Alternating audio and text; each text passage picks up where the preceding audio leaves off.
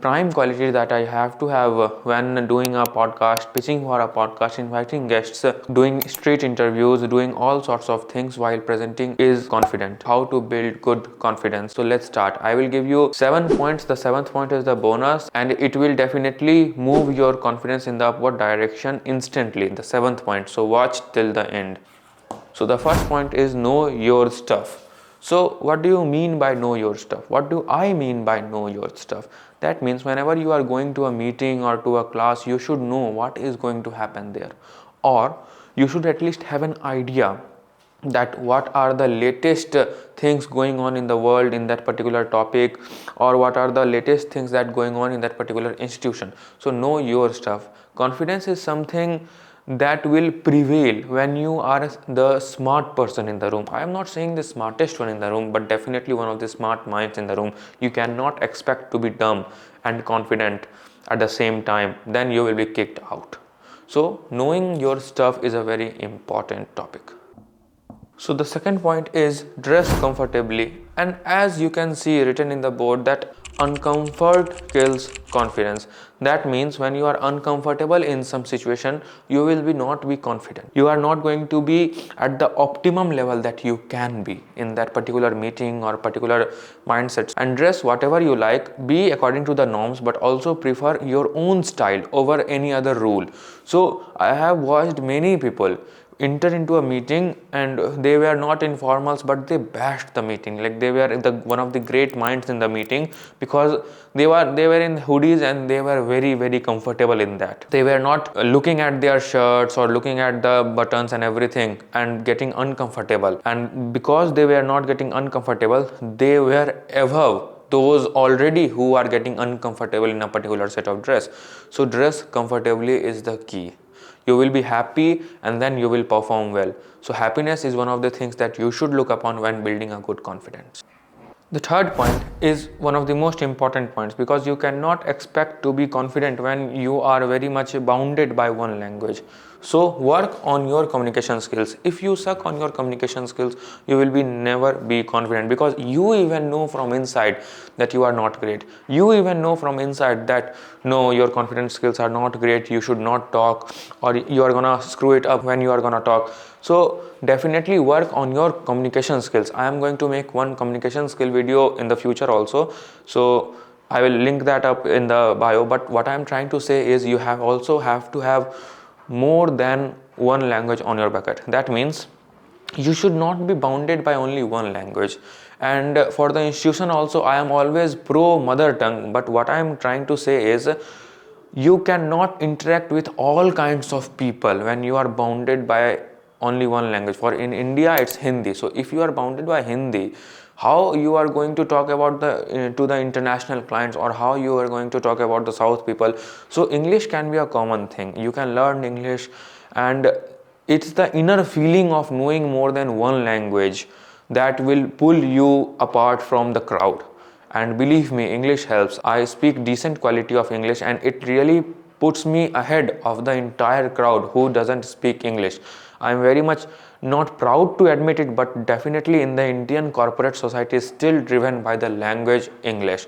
So believe me, have English on your side. I personally know 3 languages, so at least you can also know 3 languages, your mother tongue, the Hindi, the English. So that is something you have to work upon about your communication skills. You cannot suck at your communication skills and expect to be confident at the same time. So the fourth point is a very good point for beginners. Listen and articulate. That means you have to listen. You have to have the patience to listen to the other person. You cannot win an argument just by speaking and speaking and speaking. You have to listen what the other person has to say. Like Simon Sinek always said that be last to speak. Speak last. And I have mentioned it in the earlier video also, like be the last person to open your mouth in the room, because ultimately you are listening to them. And beginners, believe me, when you are beginner and you enter a room, and I am always saying enter a room, that means some meeting is going to happen or some presentation is going to happen or whatever.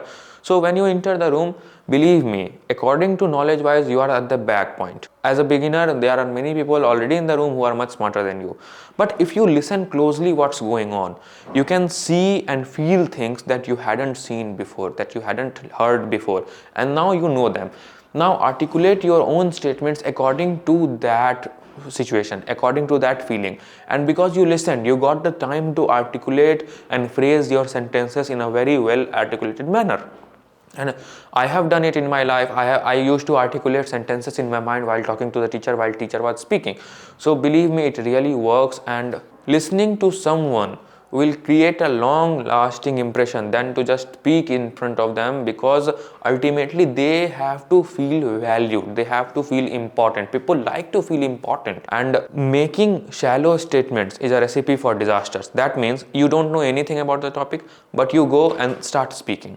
So if you start speaking, you will make shallow statements, you will use fillers, you will use not the great topics, you will not be very much updated in that particular field. You will make shallow statements, and that will give the sense of the audience that this person is trying to be confident, trying to be over smart, but he is not.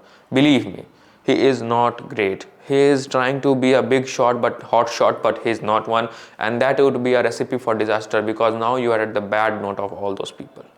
So listen and articulate. So the fifth point I am talking about is respect yourself, be fearless. What do you mean by respecting yourself? Meaning that you have to feel that you are doing something that you really believe on. You are doing something that you really care for and that you really love doing. Like I make videos, I do presentations, I do podcasts. I really love to have an in-depth conversation with all those guests who had experience of 25 years in a particular industry. So that is something great and a great way of learning too. Believe me, doing a podcast is one of the best things, or listening to podcast is one of the best things you can do in your life. You can also subscribe our podcast, The Streetwire Show. The link is in the bio. But what I'm trying to say is you have to respect yourself. You cannot disrespect yourself and think that you are a piece of shit and then perform well and be confident and wear a mask all the time. No. It's not going to work. Believe me, at the end of the day, you will feel uncomfortable, dissatisfied, hollow, and it will never work out. Okay, so be fearless. What I mean by that, you should not be very much fearful of what other people thinks. Don't be in a comfort zone. Don't be in a zone where you cover your face with a blanket and the storm is not coming. Believe me, you are never going to be successful if you do that. You have to sometimes fight for your own rights. You have to replace people, and the people who is going replaced is always trying to screw you up. But I am here to help you, not those people. They are not deserving anything. By favorism and favoritism, they have achieved those posts. You are very much deserving and you can replace them like this. Okay, so you have to have confidence, you have to have a fearless nature. If you start respecting yourself, you will feel the inner confidence building up. So this is a very universal self-help point. Talk to yourself, get better. That means, Jordan B. Peterson is a psychologist, is a clinical psychologist from Canada, now live in United States. He always say that when you go to sleep, you sit at the side of your bed and you think that what is those things that I can change, that I should change in order to be an important person. And those things will not be easy things to change. Those things will be very hard to change. But at the end of the day, you know by yourself that you have to change them. And this is something that helps you build confidence and respect yourself much more in your life, because now you are a better person. As Mr. Peterson, Dr. Peterson said, that you have to respect yourself. Like those things will be in your mind. Ultimately, no matter how many excuses you give to yourself and the world, but ultimately you know that what are those things and how you can change them. And it definitely is a tough process. If you start getting better and you start facing your fear, ultimately the confidence will build up. These things are very idealistic things. Maybe on camera it's easy to say and very hard to do. Believe me, it is. I know it is. I have done it and have failed multiple times doing it. So I know that doing all these things, facing your fear, is one of the toughest thing you can do in your life. But it is one of the also the necessary things you can do in your life. So there's no proxy in it. There's no avoidance of it. Ultimately, you have to face it. If you face it 10 years ahead, it is the ultimate truth of the life. You have to face your fears.